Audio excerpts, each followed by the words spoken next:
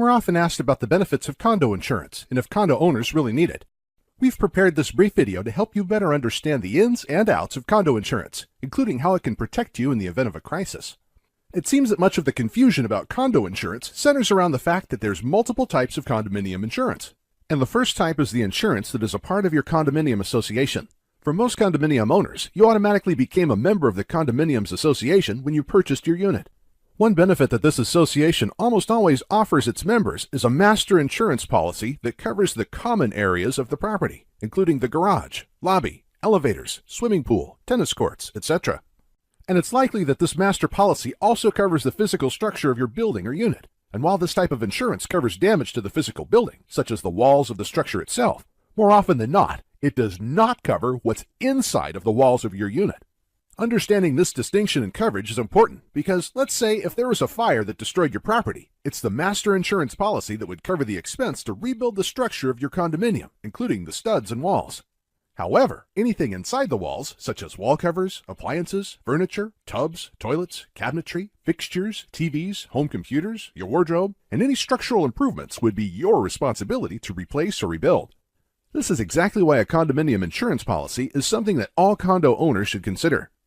Condominium insurance provides coverage for your personal belongings and any structural improvements to property if you are a victim of vandalism, theft, fire, or if your plumbing suddenly burst. And another benefit to condo insurance is the liability aspect. Let's say, for example, that someone slips and falls at your property. Your dog gets loose and bites a neighbor, or you accidentally start a fire and it spreads to your neighbor's unit. In these scenarios, you could be facing lawsuits or be responsible for replacing your neighbor's personal property. For these reasons, the liability component of your condominium insurance can provide important protection against these financial risks. Other questions we commonly get asked are, how do I know what policy I need, and how much coverage should I get?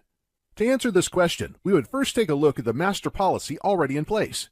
Next, we'll use our industry insights to help you estimate what it would cost to rebuild the kitchen, the bathrooms, and the other fixtures inside the condo. And lastly, we'd ask you to answer this simple question. How much will it cost to replace everything in your home if it were all destroyed or stolen? After taking all three of these things into consideration, we'll have a good idea of the coverage levels needed. Next, you'll want to understand the difference between extended replacement cost and actual cash value for your personal property with extended replacement cost coverage in place. This means that your policy would pay you for the current cost of any item you must replace after a disaster. Without extended replacement coverage, you may only be paid for the cash value of the older or used item after depreciation is taken into account. So let's say you bought a new couch 4 years ago for $1,800. Without extended replacement coverage in place, you would only receive what the couch is worth today, and that would be far less than the original price of $1,800.